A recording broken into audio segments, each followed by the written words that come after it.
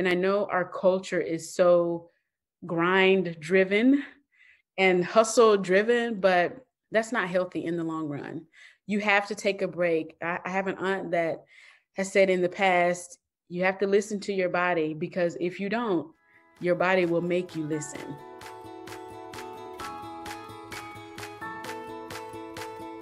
Welcome to You Belong in the C-Suite podcast. You are ambitious in life and in your career, but something is missing. You want to bring more of your passion to what you do. Because let's be honest, you pour a ton into your work, and it needs to mean more. I'm your host, Laura Eigel. I'm a mom, wife, PhD, coach, advocate, introvert, and indoor rowing fanatic. I'm passionate about living a life that's in line with my values. We'll give you the actionable tips and tools you need to lead with your values, make a difference, and have career success. The world needs more diversity and authenticity in the top jobs at organizations. Your leadership belongs there. You belong in the C-Suite.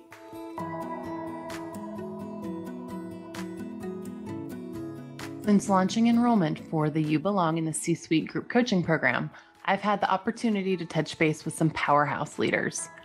They're saying things like, just because I can do the job I'm in, should I be striving for something that's more fulfilling? I'm in a new job, but everything is crazy and I'm afraid I'm going to burn out.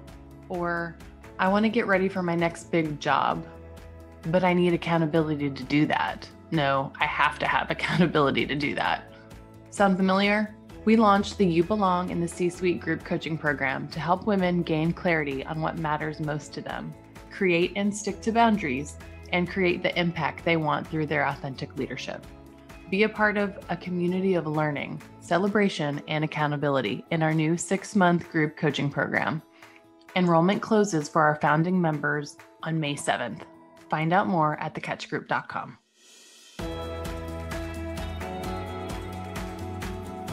Welcome to today's episode of the You Belong in the C-Suite podcast. Today, I'm bringing you a really fun conversation that's different than our typical leadership content.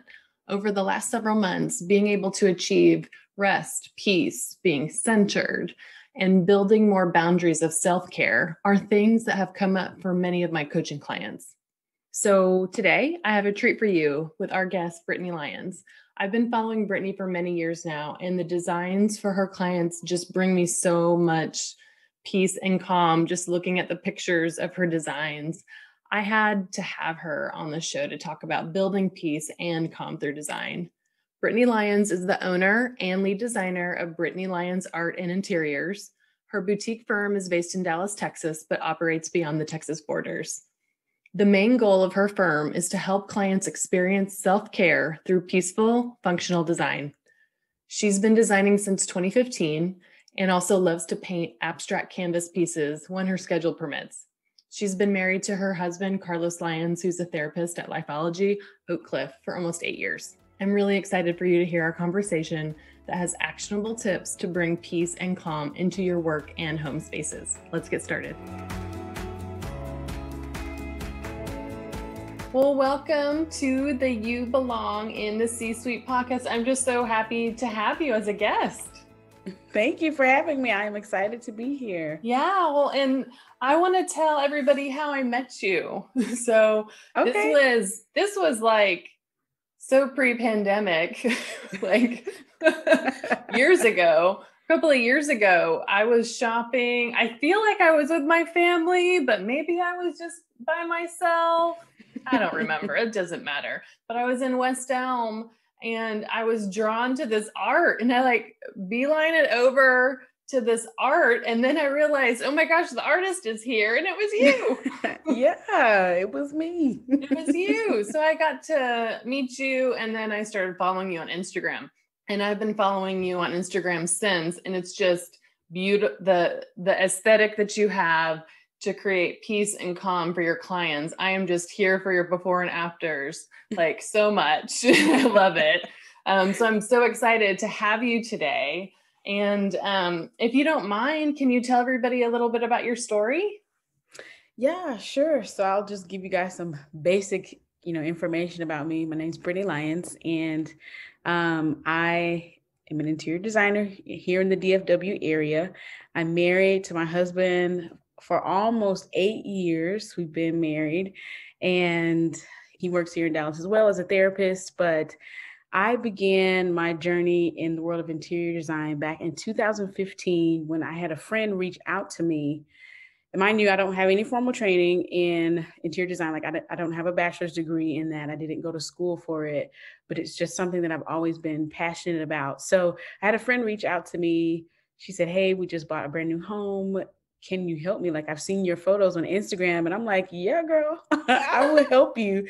So that was my first project in January of 2015. And I have been working, having projects, doing renovations, helping clients create the spaces that they want in their homes, and it's just been a joy. It's been a joy. And I feel like you're being very humble. Like you have for clients to book you, you book you out months and months in advance at this point. And you're also an artist, is that right?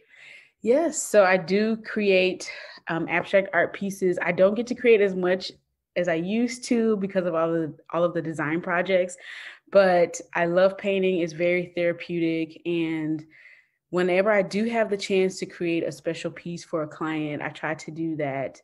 And then sometimes when I just need a minute, when I need to have a little bit of self-care, I pick up that paintbrush.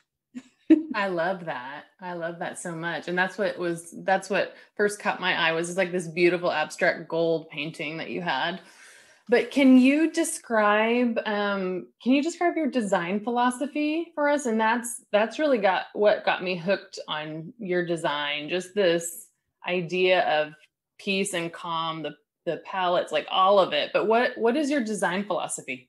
So my design philosophy is based around experiencing self-care. My motto or my mantra, if you will, is helping clients experience self-care through peaceful, functional design. I think it's a two-part thing. Like you can't have the peace without the function, and I don't think you can have the function without the peace, so to say.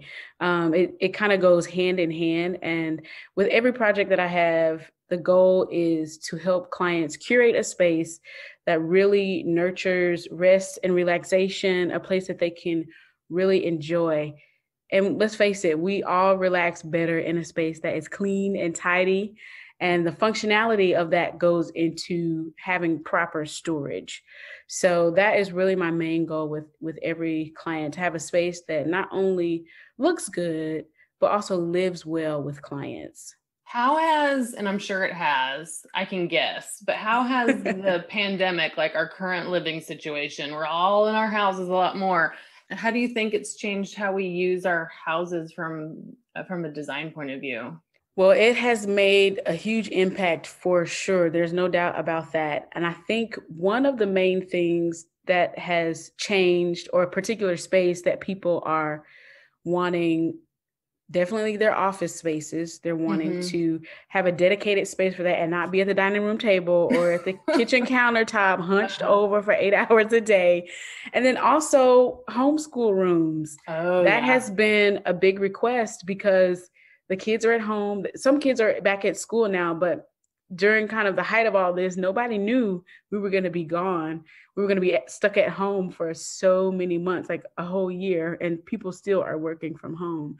So having the kids be at home, having your job be at home, everything needs to function well. So I think those two spaces are the main ones. Another space too that I always recommend for clients is to go ahead and get your bedroom space set up, because you don't want to have your workstation in your bedroom because it's going to be hard for you to switch off your brain. Okay, work time here, sleep rest time over here. You need to have separate dedicated spaces. So that's another space that I have encouraged clients to kind of flesh out, or really pay attention to during this pandemic. I love that boundary, a definite place for You work. do. Yeah. You do, because your mind is always going, and we have trained behaviors. So when you go into the kitchen, your mind automatically knows, okay, drink, food, cooking, like that's what the kitchen is used for. When you go to your bedroom, it should be, relax. Unwind. When you go to an office space, it should be work. It shouldn't be relax, unwind. It shouldn't be cooking. It should be work. So I think having those dedicated spaces helps keep our mind on that train of thought. Okay, this is what I'm doing here. This is what I'm doing here. This is what I'm doing over there. So it's just back into that functionality piece of the design mantra, if you will. So Absolutely. So we talk a lot about, living a life aligned with values on our podcast, whether it's life or career. And many leaders that I coach have, like, especially now in this pandemic, have been bringing up this value of balance or rest or peace or just being centered. mhm. Myself, specifically, I have a value of balance, and that sometimes shows up in needing like time for myself, or making sure I get my workout in, or, like you said, like going into a bedroom that's like, peaceful. So how can your space achieve peace besides the functionality that you already talked about? Can you give a couple of examples? Yeah, there are so many factors that go into designing a room, and specifically one that caters to rest and relaxation should be a space that has a calming color palette. So I would stray away from really bright, bold colors like yellows, oranges, bright greens. Stick to cooler colors like lower subdued blue tones or subdued green tones, even creams, grays, those types of colors. And a lot of times people will say, well, if I have blinds on my windows, do I need curtains? Yes, put curtains on those windows, even if you do have blinds, because through blinds, the sun is not all the way blocked. Now, sometimes people have plantation shutters, which does a pretty good job of that, but it's still not 100%. So you blackout shades or blackout curtains will help to really block out that light. Some people are sensitive to light. So the moon is shining or you've got the street lights on at night. And when you put those blackout curtains down, the shades down, or you close those curtains, it really helps the room be dark, and it really helps your mind to know, okay, it's time for sleep. So it kind of simulates closing your eyes, if you will. When your Yeah. eyes are closed, that lets your brain know it's time to rest. So I think that is another important thing that I always try to tell people. I'm always like, yes, you need curtains. And then that's another way to just bring in a little bit of character, switch up some of the color scheme that you've got going on, still neutral and subdued tones if you do a color, but it's just nice to bring in some character to your space. No two projects are the same. No two people are the same. So styles vary from project to project. Another really important thing that I think people don't think about all the time is having quality bed linens. Ooh, It tell me more. sounds Tell me more. it sounds so simple, but change your pillows every 2 or 3 years. I know sometimes we will sleep on the same pillows until it has no more movement left to those cushions are just beat and lumpy, but change the pillows, do two pillows for each side, kind of like how they do in a hotel room. You know how you go in a hotel, they've got all these nice fluffy pillows and you just want to sit on the bed as soon as you get in there. Nice bed linens. So at least I would suggest at least a thread count of 400 or above. The higher the thread count, the more expensive the linens, but also the silkier they feel the higher up you go in that thread count. So that really just gives it a soft kind of feel. This is going to be kind of a weird example, but you know how when you shave your legs and Yeah. how it feels. Yeah. So that's kind of the feeling that you that you go for when you get in the bed, and it's just kind of like wrapping you up and like, yes, you can sleep here. So I Mhm. think quality bed linens really helps. And even recently I've had clients like, I need to order an extra set of sheets. Like, where did you get those from? I've been sleeping so well, haven't slept this well in years. And I'm like, Yeah. it, and people look at the cost, but think about down the long run. I say you're paying for peace of mind, if you will. Hmm. So you're paying for these sheets. They're helping to increase your sleep quality. That in turn helps increase your life quality and overall productivity and just kind of the person you are. Nobody likes a grouch. And some of us can be really grumpy when we don't get great sleep. Let's just face it. So those would be my recommendations for creating a bedroom space that is just really peaceful and nurtures an environment to relax. Are you one to have, what's your take on TV in the bedroom, yay or nay? I think this really depends on, I would leave that to personal preference for clients. Just because you do have the TV in the bedroom doesn't mean you'll watch it. I will say for me and my husband, I know for our first year of marriage, I don't think we watched TV at all. But then we were like, no, we're not gonna have a TV in the room. We ended up having one in there. We have one in our room right now. Do we ever watch it? No, we don't. So I mean, very rarely, maybe, once or twice a month, we are watching TV in there. But I would leave that to personal preference. I would say if someone doesn't trust themselves to really relax, because TV is a distraction too. So if that's going to distract you from sleep, some people can only go to sleep when the TV is on. Like, that's not really a good habit to have. So trying to get out of that, I think would be better. Just all the noise, the bright lights, it keeps your mind up and racing. So it just boils down to personal preference. But I would say if they are going to, I guess, overutilize the TV, then I would say no. Okay. But if they are going to have limitations, if they have other nighttime routines like journaling or reading a book or something other than the TV, then I would think it was fine. But everybody knows themselves. Most of us know ourselves. We do. And that's why I can't have one in there, because it'll be on and I'll just stay up watching my show. You'll be up watching all kinds of crazy stuff. The crazy stuff comes on at night. I'll just be binging Netflix until too late. So Exactly. Yeah. So, and then you're in the bed, so you're kind of comfy because you're laying down. It can be a setup for sure. Yeah. Well, thank you for walking us through that. I love that idea that your physical space can actually serve as a trigger, like you said, for intentional peace and rest. And also, keeping boundaries. Are there any other boundaries that you have that you can share that you've seen either clients do in your design or that you have personally? I would say, other than, I know earlier we talked about having a designated space for work, but personal boundaries that I have is having a Sabbath. Like, I am not working 24/7, 365. I have chosen for myself on Sunday to not look at any emails if I can help it, to not even do any sourcing for clients. And sometimes that can be so hard to not do anything because you're like, I have this time.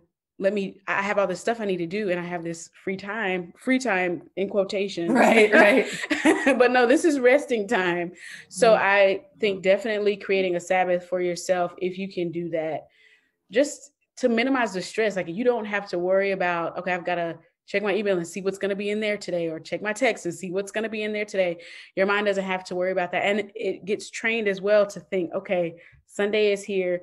It's my Sabbath. I'm going to rest and just do what I want to do, or go to this restaurant that I've been wanting to eat at, or watch this movie that I've been wanting to watch. So having a dedicated Sabbath, I think, is important because we're not wired to work 24/7. And I know our culture is so grind driven and hustle driven, but that's not healthy in the long run. You have to take a break. I have an aunt that has said in the past, you have to listen to your body, because if you don't, your body will make you listen. And that is, you don't know what that will be, right? That is so true. Exactly. That is some wisdom from your aunt. Yeah. So, and I think about that all the time, and I'm like, I don't want my body to have to force me to listen and rest in whatever form that may be. I don't want to find that out. So taking the time to actually rest, like, it's okay. The work will be there when you get back. It will be there. It really will be. And I think it's a lesson that all of us need. I think I see it a lot in women that I coach. And I used to do the same, like this idea, like, I can't even go on a long vacation.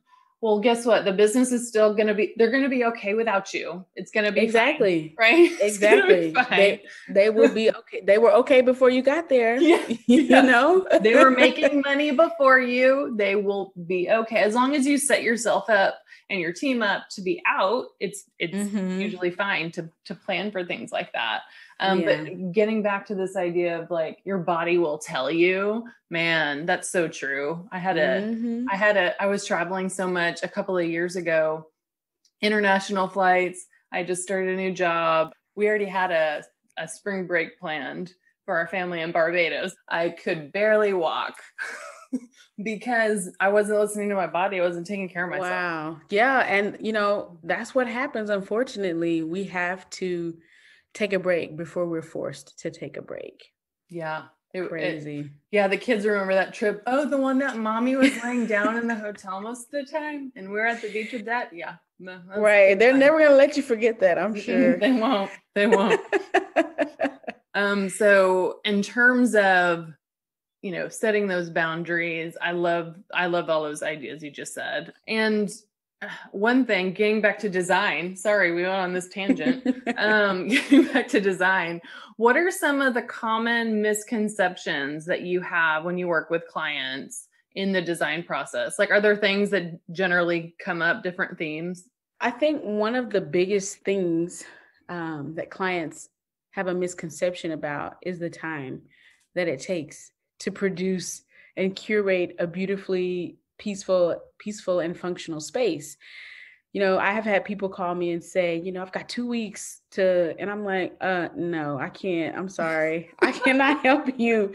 2 weeks is just not enough time. I mean, from consultation to installation, at least a minimum of 12 weeks. That lets me have time to chat back and forth with vendors to actually create the design board, because that takes time as well.